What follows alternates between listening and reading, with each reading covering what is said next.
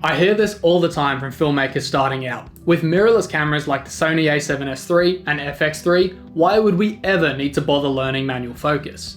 And to that, I ask you, have you ever finished shooting a project and jumped into the edit only to notice that some of your favorite shots are ruined by a distracted or jumpy autofocus system? Or that in an essential moment of footage, your autofocus was locked onto the wrong target? And given no other choice, you're either forced to use the out of focus footage or delete the entire scene? Well, it's moments like this that originally drove me to learning manual focus many years ago. For situational moments where I knew that my autofocus system wasn't going to perform well. And today, this, among a large range of other reasons, is why I shoot almost all of my footage using manual focus. Hey guys, welcome back. Lately, I've been using this YouTube channel to showcase a lot of my commercial work and short films. But I slowly am going to start doing something new with it, and use this as a platform to discuss filmmaking and teach you guys some of the things that I've learned over the last decade working as an underwater and wildlife cinematographer. If you're interested in this sort of thing, subscribe and let me know down below what sort of filmmaking you do and any wild filmmaking aspirations you have. It's great to talk about this stuff, as I guarantee that no matter where you are in your personal journey, you're not alone. So, like many of you guys, I used and relied solely on autofocus for years, particularly when I was starting out with my career. I was heavily invested in the latest and greatest autofocus tech, and autofocus performance formed a large part of my camera purchasing decisions. Buying cameras like the A7 III when it was released, the A7S III and FX3, which I honestly still do use all the time as they produce a beautiful image. But I don't use their autofocus too much anymore, as even with the world's best autofocus systems, I kept encountering moments in my footage and my short films where the focus would hunt between subjects or would just outright lock onto the wrong subject. No matter how attentive I was to focusing, I kept finding instances, whether filming tourism films, underwater wildlife, or music festivals, where focus problems would ruin or impair my footage. And for anyone like me, who is an absolute perfectionist, even the slightest focus hunt or focus shift during my footage would feel very unnatural and just completely ruin the footage for me. For this reason, many years ago, I started slowly learning manual focus, one scene type at a time, implementing these manual focus moments into my projects alongside autofocus. And gradually I used it more and more, until, well, today, where I almost never have to rely on autofocus anymore.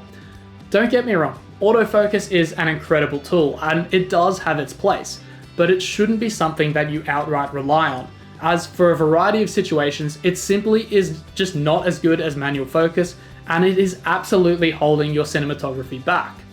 There's a reason cinema cameras, like the red here I'm now using, often don't have autofocus, and it's because autofocus often gives a very unnatural feel to the footage, with any imperfections or jumps in focus giving a very robotic feel, which removes a lot of the audience's immersion. On the flip side, however, manual focus imperfections are often far more forgivable, as they do look and feel far more natural.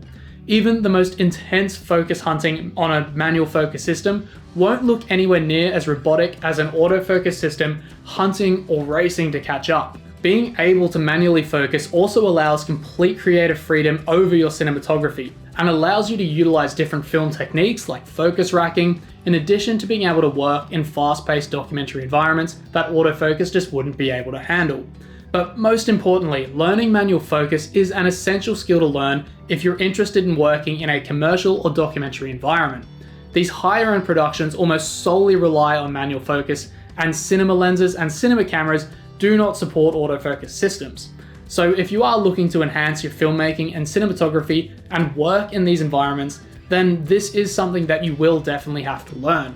But don't let it scare you. Learning manual focus is not that hard, and honestly, it appears far more daunting than it actually is. When I started out years ago, I had this establishing location shot I really loved to do in my tourism edits. And of course, I loved filming it as wide as I could at f2. It was this low crane style shot using a gimbal, where the talent would start out of frame, and as I raised the camera up, the talent would enter the frame, and from here, the story would continue focusing on the talent in the location. My issue with this shot is that autofocus could never naturally pull it off, and it would always jump from the background location to the talent in really weird moments, or it would just outright stay locked on to the closest thing in the frame, which in this case is the ground. This was my first real introduction into the world of manual focus, where I would set the focus on the talent at the peak moment where their face would become visible.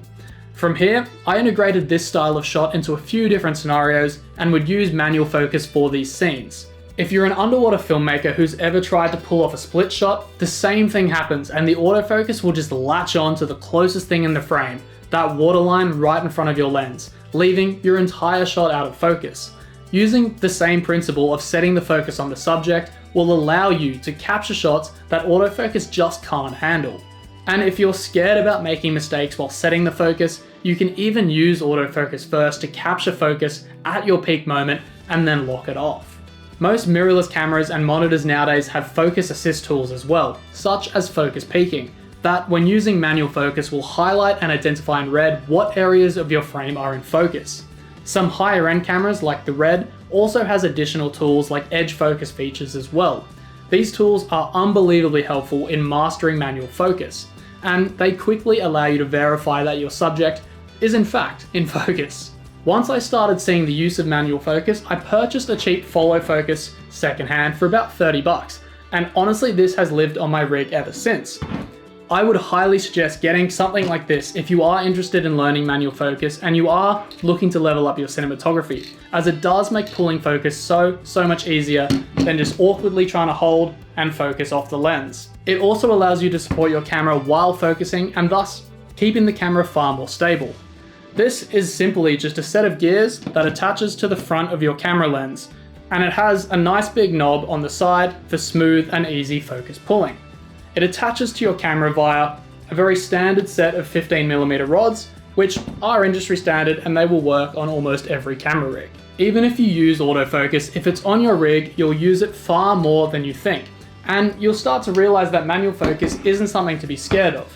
Rather, it's something to embrace. Now, I shoot pretty much everything completely manual, and it's opened a variety of higher end doorways where I'm now using my Red with cinema lenses on much higher end projects that of course require manual focus.